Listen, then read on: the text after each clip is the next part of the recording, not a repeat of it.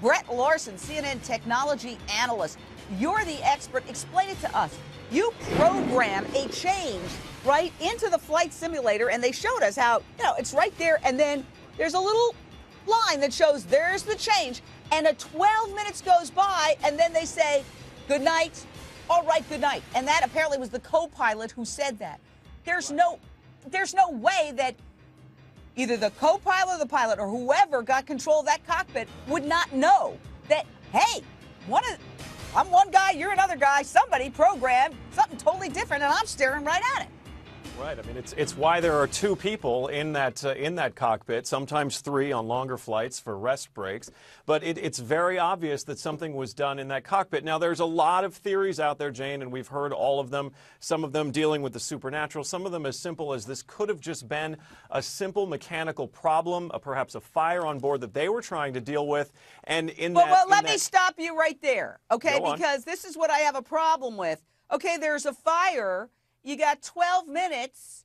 Oh, in that 12 minutes, why not get your walkie-talkie and say, hey, base, we got a problem here, SOS, whatever they say when there's a problem. Why not communicate for 12 minutes or even after you say, why say, all right, good night if there's a problem? That's the question that makes that when you go down that theory of maybe there was a mechanical problem that led to them rerouting this airplane, then that's the red flag that comes up immediately of like, why didn't they say, instead of all right, good night, why didn't they say, actually, we've got to turn around, we're having a mechanical problem.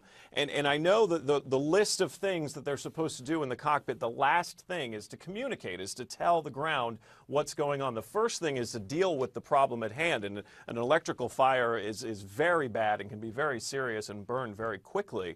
So they're going to want to handle that as fast as possible. But you would still think in the need to communicate that they would communicate that something was definitely wrong.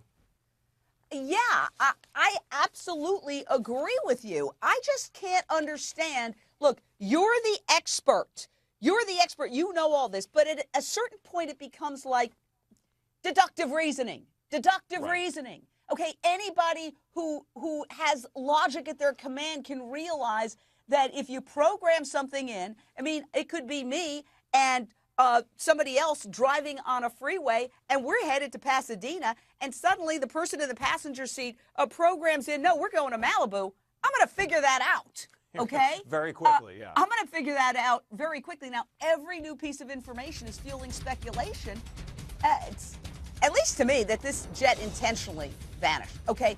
And making the chance of it being an accident seem less and less likely. The change in course was not due to something that happened spontaneously. It wasn't a spontaneous reaction to some emergency in the cockpit. It had been planned out. So there was this careful, planned navigation that was taking place. This is not something that a plane would do on its own. This is something that a human being had to be telling it to do. This had nothing to do with where it was intended to go. Right, TC, you're a former prosecutor and a commercial pilot.